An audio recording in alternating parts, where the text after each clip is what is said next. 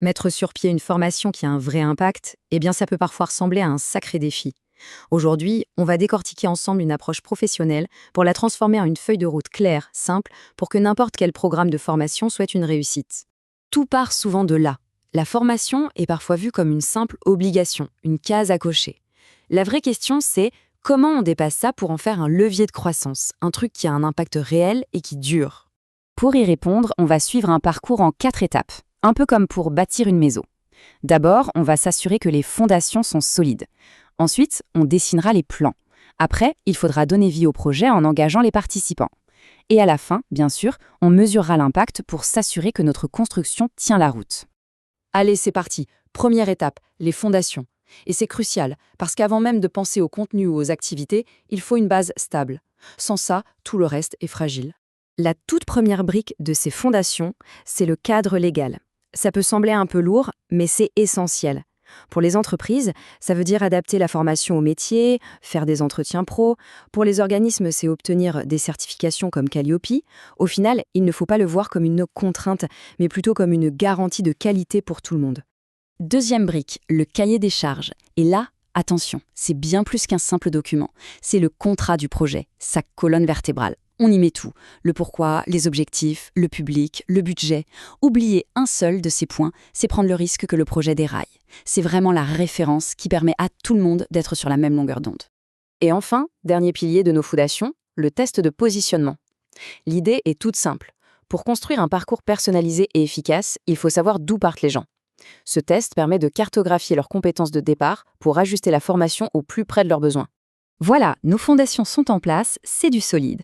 Maintenant, on peut commencer à monter les murs. On passe à la phase du plan. C'est là qu'on va transformer tous les besoins identifiés en un vrai projet pédagogique, concret et structuré.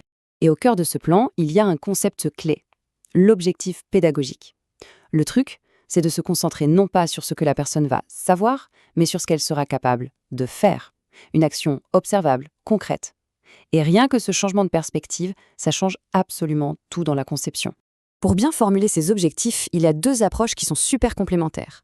D'un côté, la taxonomie de Bloom nous aide à définir le niveau de complexité intellectuelle qu'on vise. Est-ce qu'on veut que la personne mémorise, analyse ou carrément crée?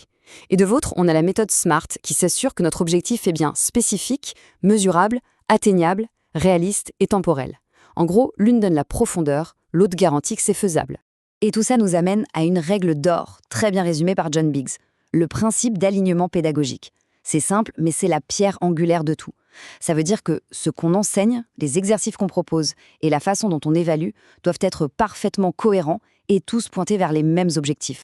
Avec tout ça en tête, on peut construire le scénario pédagogique. C'est le script de la formation, le déroulé étape par étape qui va garantir que le parcours est logique, progressif et surtout engageant pour les participants.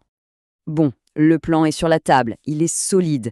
Maintenant, la partie la plus vivante. Il faut donner vie à tout ça. On passe à la mise en œuvre. Et là, le mot d'ordre, c'est l'engagement. Animer l'expérience, captiver les apprenants. Mais soyons réalistes, ce n'est pas toujours simple. Les apprenants font face à de vrais obstacles. Le manque de temps, les soucis techniques, le sentiment d'être seul face à la difficulté ou le manque de pratiques concrètes. Il faut avoir conscience de ces freins pour pouvoir les lever. Heureusement, aujourd'hui, le numérique nous offre une boîte à outils assez incroyable. Les plateformes e-learning, qu'on appelle LMS, les applications ou encore la gamification, c'est-à-dire le fait d'utiliser des mécaniques de jeu, sont des leviers super puissants pour booster la motivation et l'engagement. Mais les outils ne font pas tout, loin de là. La manière d'animer est déterminante. Il ne suffit pas de montrer comment faire. Le plus efficace, c'est de varier les approches. Faire pratiquer, faire en sorte que les gens se posent des questions qu'ils découvrent par eux-mêmes, en bref, les rendre vraiment acteurs de leur apprentissage. On arrive à notre dernière grande étape, celle qui boucle la boucle. Une fois la formation terminée, comment savoir si ça a vraiment marché? C'est le moment de mesurer l'impact et de s'assurer que les acquis vont durer dans le temps. Et il faut bien comprendre que l'évaluation, ce n'est pas juste un test à la fin. C'est un processus continu qui se joue à 4 moments clés. Avant la formation, pour connaître le point de départ, pendant pour ajuster le tir, juste à la fin pour valider les acquis, et, très important, quelques mois après, à froid, pour voir ce qui est vraiment resté et ce qui est appliqué sur le terrain. L'évaluation va de pair avec le suivi. Et que la formation soit en présentiel ou en ligne, ce suivi est indispensable. Chaque format a ses avantages, le contact humain et l'observation directe pour le présentiel, la précision des données et la flexibilité pour le en ligne. Le mieux, c'est souvent de combiner les deux. Au fond, le but ultime de tout cet accompagnement, ce n'est pas de tenir les gens par la main éternellement, c'est de les rendre autonomes, de leur donner les outils et la confiance pour qu'ils deviennent les véritables pilotes de leur propre développement de compétences. On va terminer avec cette réflexion.